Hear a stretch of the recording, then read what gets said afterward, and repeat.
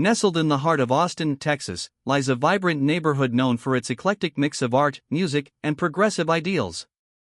The tree-lined streets are adorned with colorful homes, each reflecting the individual tastes and lifestyles of its inhabitants.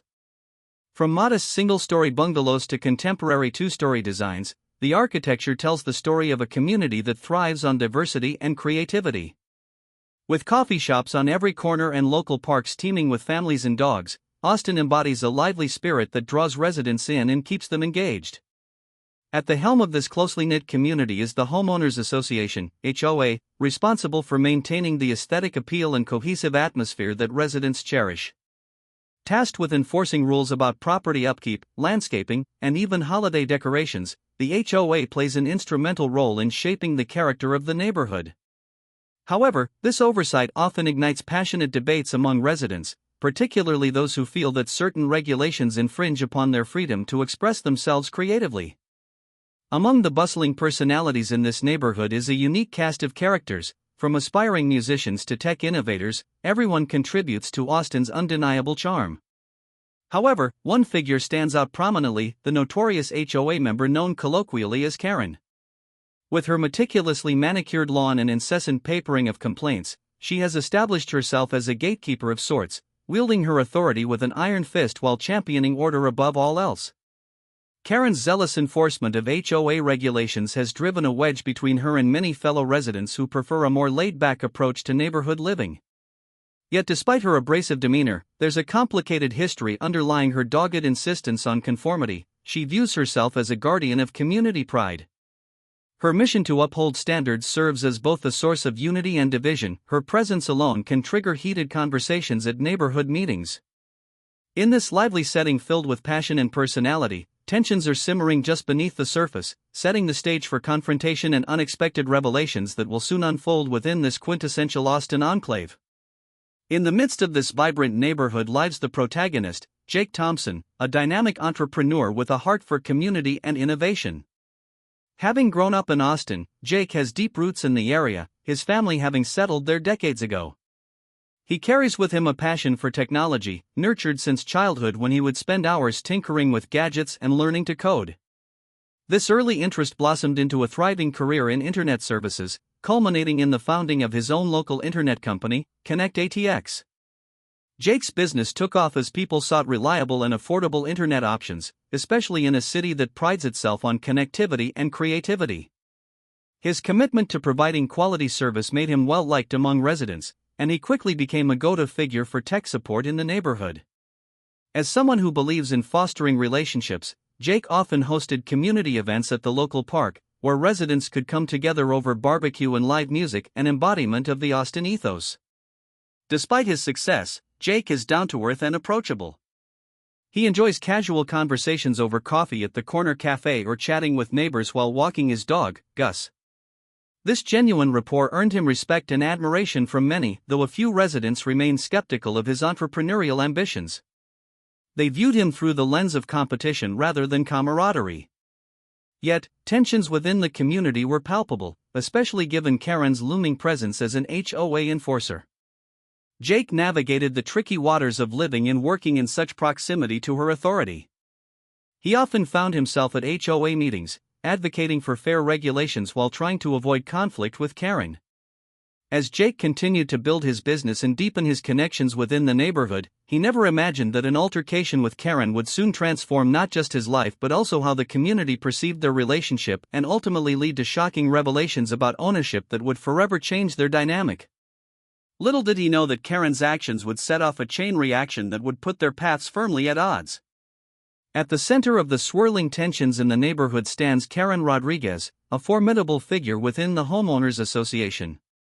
With a reputation for her unwavering commitment to enforcing HOA rules, she has become synonymous with authority and control in the community. Her meticulous attention to detail is both admired and loathed. She can often be seen armed with a clipboard and an unyielding demeanor, patrolling the streets to ensure that every lawn is perfectly manicured and every mailbox follows HOA guidelines to the letter. Karen's background adds depth to her character. A retired school principal, she approaches her role within the HOA with a zealous passion reminiscent of her years in education, seeking order where chaos might reign. This history informs her belief that strict adherence to regulations fosters community pride and cohesion. However, it also breeds antagonism as many residents perceive her enforcement as overbearing and intrusive. Jake, like others, struggles with how her high standards often come at the expense of personal expression within the neighborhood. Her contentious relationship with residents is well documented. Those who challenge her authority find themselves on the receiving end of her stern reminders about compliance. Over time, this has created a palpable tension among community members who feel stifled by her rules. Even small deviations from established guidelines, like an unapproved fence color or mismatched patio furniture, can spark heated disputes that lead to formal reprimands. Yet, Karen isn't merely a villain in this narrative. She believes in what she does deeply and genuinely sees herself as a protector of the community ideals that make Austin unique. While some view her unyielding stance as oppressive, others appreciate her efforts to maintain property values and neighborhood charm. Despite the friction she causes, Karen also relies on camaraderie among fellow HOA members, using their support to reinforce her position. This tight-knit group thrives on shared views about classic neighborhood standards and actively defends them against perceived threats, providing Karen with both strength and isolation at times. As tensions between Karen and Jake reach a breaking point, it becomes evident that their conflicting visions for the community might ultimately result in unforeseen consequences for them both. The conflict between Jake and Karen began with seemingly minor disagreements but quickly escalated into a full-blown neighborhood dispute. It started when Jake decided to host a community movie night in the park to promote local businesses, including his own internet service, Connect ATX. He envisioned a night of fun, complete with popcorn, family-friendly films, and an opportunity for neighbors to mingle. However, Karen saw this as an infringement on established HOA guidelines regarding gatherings in public spaces. When Jake applied for a permit to use the park, Karen swooped in with a slew of bureaucratic objections, claiming that the event would disrupt the neighborhood's peace and violate noise regulations. Her tone was both condescending and severe, framing her stance as a protective measure for community welfare, a familiar script for her at HOA meetings. Unfazed, Jake tried to reason with her, arguing that the event would foster community spirit and that the noise would be kept to a minimum. However, Karen dismissed his pleas, insisting on adhering to the letter of the law. Feeling frustrated but determined, Jake proceeded with the planning anyway, believing that engaging with residents would outweigh Karen's objections. He distributed flyers about the movie night, inviting everyone to join. This move only fueled Karen's ire. She perceived his actions as a blatant disregard for her authority and the rules of the HOA. In an effort to regain control, she sent out a harassing email to all residents, warning them against attending and threatening penalties for any violations of community guidelines. Emboldened by her supporters within the HOA, Karen escalated her tactics further. After Jake set up for the movie night, she arrived at the park with her clipboard and a handful of HOA members in tow. They began taking notes on minor infractions like misplaced decorations or excessive litter, which allowed her to leverage those details against him later. The night ended with both sides entrenched in their positions. Karen's aggressive tactics had only served to deepen Jake's resolve. The conflict was no longer just about an event, it had morphed into a battle for respect and recognition within their shared community. With lines drawn and tempers flaring, tensions were bound to ignite further as both sides braced for the fallout from this escalating feud. One sunny Saturday morning, Jake awoke with plans to finalize details for the movie night. As he stepped outside to fetch the newspaper, he noticed something out of place. His cable service was down. Thinking it was a temporary glitch, he reached for his phone to check the status. However, as he followed the line from his house to the street, horror struck him. The cables had been deliberately cut. Panic coursed through him as he crouched down to inspect the damage more closely, confirming that several feet of his cable line lay severed on the ground. The dread sank in further when he saw fresh tire tracks nearby. Someone had been there recently. A sinking feeling in his stomach told him this wasn't just an unfortunate accident, it was sabotage. Jake's instincts propelled him straight to Karen's house. He arrived breathless but determined, knocking urgently on her door. When she answered, her expression conveyed a mixture of surprise and defiance. He wasted no time in confronting her about the cable lines, demanding to know if she had anything to do with their destruction. Karen's response was chillingly calm. "This community needs order," she insisted, as though her rationale justified her actions. She argued that Jake's movie night would cause chaos and noise, an idea she couldn't bear to let manifest unchecked. To her, cutting the cable was a misguided act of protection for what she deemed neighborhood integrity. "I'm running an internet company. You've just sabotaged my business because you disagree with me," Jake exclaimed, disbelief etched across his face. The irony hung heavily in the air. Karen didn't even realize that by cutting those lines, she had directly targeted her internet provider. Jake took a step back, frustration transforming into clarity. This wasn't merely about personal grievances anymore, it had escalated into a battle of wills where Karen believed she was the guardian of community order while simultaneously undermining it through reckless actions. As tensions mounted between them, Jake realized that this confrontation marked a pivotal moment not just for their ongoing conflict but for how they would navigate their intertwined fates within this neighborhood gone awry. With deepened resolve and outrage at Karen's tactics, he prepared himself for what lay ahead, fighting not only for his business but for respect and fairness in a community where both seemed increasingly scarce. As the dust settled from his confrontation with Karen, Jake found himself grappling with a whirlwind of emotions: anger, disbelief, and a sense of betrayal. Determined to get to the bottom of the cable line incident, he headed back home and began combing through paperwork for Connect ATX. As he rifled through old contracts and customer accounts, a startling realization hit him like a bolt of lightning. Karen was not just any homeowner, she was one of his most loyal customers. Jake had always prided himself on providing exceptional service to the residents in his neighborhood, ensuring that everyone had reliable internet access. He recalled setting up Karen's service several years prior when she first moved into the area. At the time, she had expressed gratitude for his efforts and praised the quality of Connect ATX. Now, however, that same woman had taken drastic measures against him out of misguided notions of community order.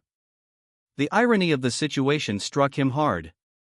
Here was a woman who had relied on his internet service for years, actively sabotaging his business while cloaked in the guise of protecting her community.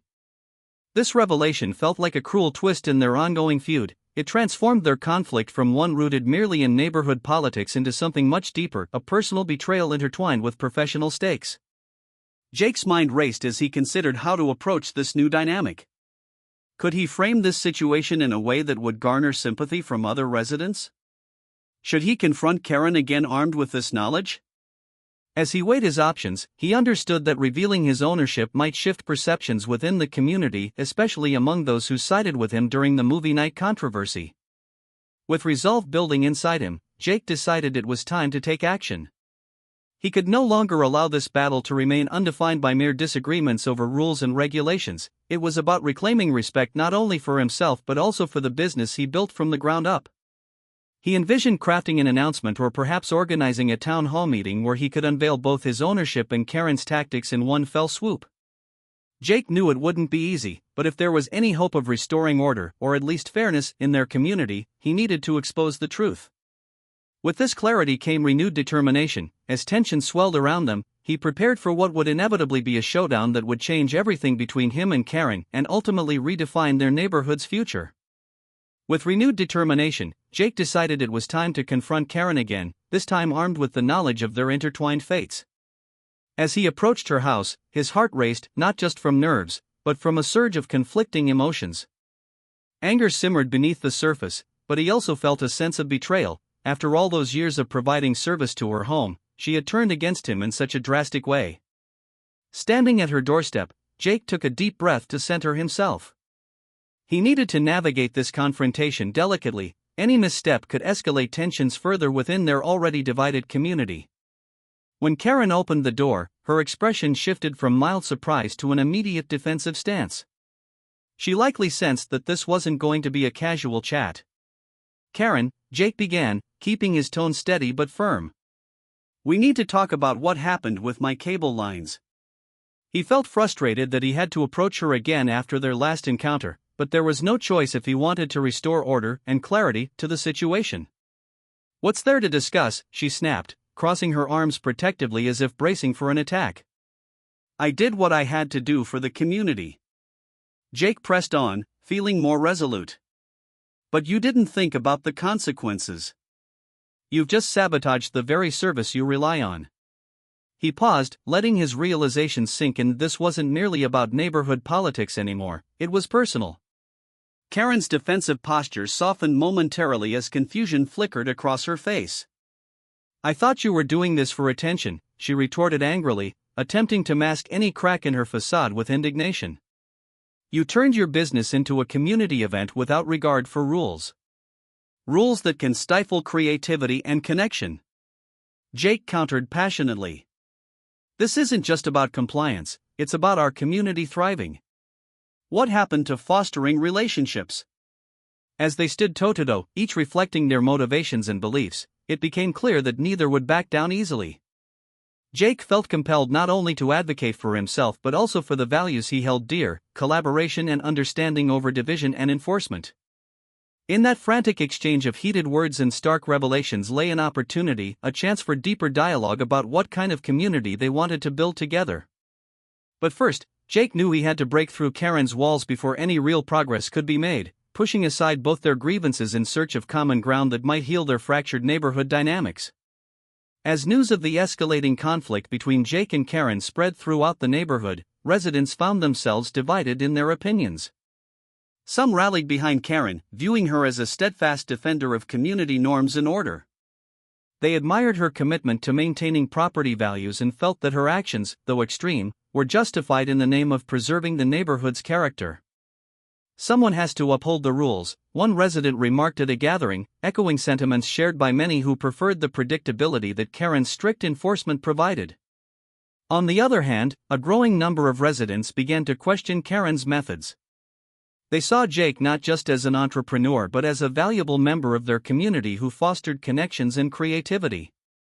"Cutting his cables was going too far," said a neighbor who had attended Jake's movie night. "We need to support each other, not sabotage one another." This perspective resonated with those who had previously felt stifled by the HOA's rigid regulations. Discussions spilled over into local coffee shops and parks, where friends debated the merits of community justice versus individual rights. Some argued that while rules are essential, they should not come at the expense of personal expression and neighborly support. The more progressive voices in the community championed Jake's initiative to bring people together through events like movie nights, asserting that such efforts were vital in enhancing community bonds. Amid these debates, Karen remained largely unyielding, believing she was merely doing her duty as an HOA member. Yet whispers of dissent grew louder, prompting newly energized residents to consider taking action against what they viewed as an overreach of authority. Some suggested organizing a town hall meeting, an opportunity for everyone to air grievances and seek solutions collaboratively. Jake found himself at a crossroads. He could channel this divided sentiment into a movement for change. If he could unite those who supported him with those disillusioned by Karen's tactics, they might collectively challenge the HOA's more oppressive measures and advocate for a more inclusive approach to community governance. As tensions continued to simmer, it became clear that this conflict was not merely about personal disagreements but also about redefining the very essence of their neighborhood: who gets to decide its future and how its residents can thrive together despite differing views on order and individuality. With each passing day, Jake felt more emboldened to stand up for what he believed was right and necessary for their community's growth. As the story of Jake and Karen's conflict spread throughout the neighborhood, tensions began to rise dramatically among residents.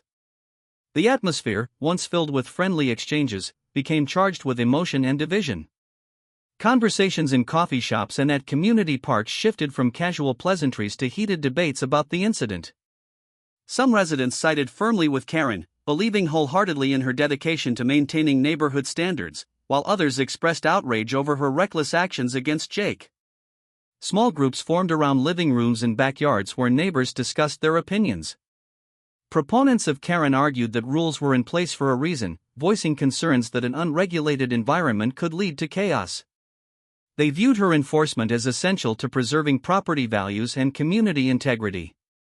"If we let one person break the rules, where does it stop?" one resident proclaimed during a gathering, reinforcing solidarity among those who felt stifled by Jake's attempts at creative community engagements. Meanwhile, Jake's supporters grew increasingly vocal about their discontent with Karen's tactics.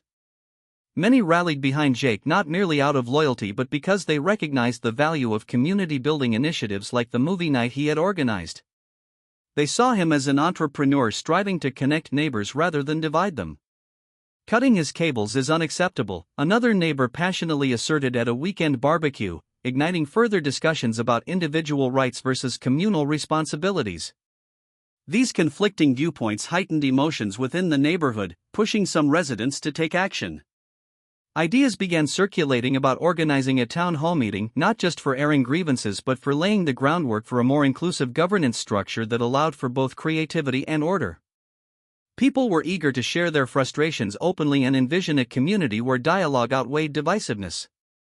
As the proposed town hall drew closer, Karen's following began to mobilize defensively. They worried that any shift in power might undermine their authority or disrupt what they perceived as necessary measures for maintaining order. Simultaneously, Jake readied himself to present not only his perspective but also the broader implications of what it meant to foster genuine connections within their community. The stakes were rising dangerously high. This conflict was evolving beyond personal grievances into a decisive moment that could redefine their neighborhood's identity and sense of belonging. With emotions flaring on both sides and opinions deeply entrenched, it became clear that the upcoming meeting would be pivotal in determining not just the fate of two individuals but the overall spirit of their shared home. Recognizing the potential for further escalation in the neighborhood, Jake took a proactive approach to resolve the conflict peacefully. With the town hall meeting looming on the horizon, he began mobilizing his support network, reaching out to residents who shared his vision of fostering community cohesion over divisiveness. He knew he needed more than just a loud voice, he needed a strategy that would resonate with both sides. First, Jake initiated informal discussions with members of the HOA leadership, including those sympathetic to Karen's views. He requested a series of meetings to express his concerns and propose collaborative solutions rather than confrontations. In these sessions, Jake presented data on community engagement and how inclusive events could enhance neighborhood morale and property values. His emphasis on unity struck a chord with some leaders who valued the community's vibrancy. Next, Jake sought mediation with Karen herself, hoping to bridge their differences through dialogue rather than discord. He suggested they meet at a neutral location, perhaps a local cafe or park, where they could discuss their perspectives without the pressure of an audience. During this meeting, Jake approached Karen not as an adversary but as someone who genuinely wanted to understand her motivations. While initially defensive, Karen began to soften as Jake acknowledged her commitment to maintaining order while expressing how her actions affected him personally and professionally. In addition to these efforts, Jake organized smaller gatherings aimed at engaging the community directly. He invited neighbors for coffee mornings where they could discuss neighborhood issues informally, creating an open forum for concerns and ideas. At these meetings, residents shared their thoughts on balancing rules with creativity and how best to support one another while fostering a vibrant community environment. With each conversation and gathering, Jake noticed shifts in perception. Many residents began to see both sides of the conflict more clearly. By focusing on common interests rather than personal grievances, he encouraged others to envision a future together rather than one divided by loyalty to either him or Karen. As momentum built toward the town hall meeting, it became evident that this resolution process was shaping not only opinions but also relationships within the neighborhood. Jake felt hopeful that through continued engagement and understanding, they might arrive at solutions that honored both individual rights and collective responsibilities, an outcome that could ultimately redefine their community for the better. As the dust settled on the tumultuous events surrounding the conflict, both Jake and Karen emerged from the experience not just as opponents but as individuals transformed by their encounters. For Jake, the ordeal underscored the importance of understanding and empathy in bridging divides. Initially fueled by anger and a desire for retribution, he learned to approach disagreements with a mindset geared toward collaboration rather than confrontation. Through his efforts to engage with Karen and foster dialogue among residents, he discovered that true leadership lies in listening and valuing diverse perspectives. This newfound appreciation for community dynamics encouraged him to be more proactive in creating inclusive spaces where everyone felt heard. Similarly, Karen experienced a significant shift in her outlook. Throughout the conflict, her rigid adherence to rules blinded her to the nuances of human connection and community spirit. The deepening discourse with Jake prompted her to reflect on her motivations and the impact her actions had on those around her. As she witnessed neighbors rallying behind more inclusive ideas, Karen began to recognize that authority does not have to equate to oppression, rather, it can be a means of uplifting others. This realization was pivotal for her growth. She understood that maintaining community standards should not come at the expense of fostering relationships or allowing for individual expression. Through this process of conflict resolution, both Jake and Karen developed a deeper respect for each other's roles within the neighborhood. They came to understand that their visions for community life did not have to be mutually exclusive but could coexist harmoniously with open dialogue and compromise. The experiences they shared provided a valuable lesson in setting boundaries while allowing room for collaboration. The lessons learned extended beyond just their personal growth, they rippled through the broader community as well. Residents began to appreciate the complexities of governance and relationships within their neighborhood, fostering a culture where cooperation was prioritized over division. Ultimately, this transformative experience led to a stronger sense of unity in which voices were valued, differences respected, and collaborative efforts were celebrated, laying a foundation for a vibrant community that could thrive together despite its diversity. As the town hall meeting approached, both Jake and Karen realized that the time had come to not only address their differences but also to build a foundation for future cooperation. The atmosphere in the room buzzed with anticipation as neighbors gathered, eager to discuss how they could work together to foster a spirit of unity and understanding. With personal growth etched into their minds, Jake and Karen exchanged cautious but hopeful glances as they prepared to share their stories. During the meeting, Jake opened with heartfelt remarks about the importance of community connections and shared experiences. He spoke passionately about how his vision for the neighborhood extended beyond mere regulations. It encompassed a place where everyone felt valued and heard. As he finished, Karen stood up, her posture more relaxed than before. She acknowledged her past mistakes and admitted that her strict enforcement of rules often overshadowed her intentions to protect the community. "I let my fear of chaos blind me to the fact that connection and collaboration are what truly strengthen us," she shared, her honesty resonating deeply with those in attendance. The dialogue flowed freely as residents began discussing not only their grievances but also their hopes for a more inclusive community. Ideas blossomed around collaborative events, shared responsibilities, and mutual support. Jake and Karen found themselves working alongside one another, offering suggestions and encouraging participation from all corners of the neighborhood. It was a refreshing shift from their previous conflicts, one marked by cooperation rather than contention. As the meeting concluded, there was a palpable sense of renewed hope among the residents. They agreed to form a community advisory board that would include diverse voices from all sides, ensuring that future decisions would reflect a balance between maintaining order and fostering creativity. Jake and Karen left the meeting feeling lighter, buoyed by the collective commitment to build a more inclusive neighborhood. In the weeks that followed, their interactions transformed from adversaries to allies. They collaborated on initiatives that brought residents together, such as block parties and local cleanup drives. Through these shared experiences, they learned to appreciate each other's strengths while respecting individual differences. As Jake watched the community thrive with newfound energy and cooperation, he felt grateful for the journey they had taken together. The conflict that once threatened to tear them apart had instead woven a tapestry of understanding, reminding everyone that even in diversity, unity could prevail, making their neighborhood not just a place to live but a true community in every sense of the word.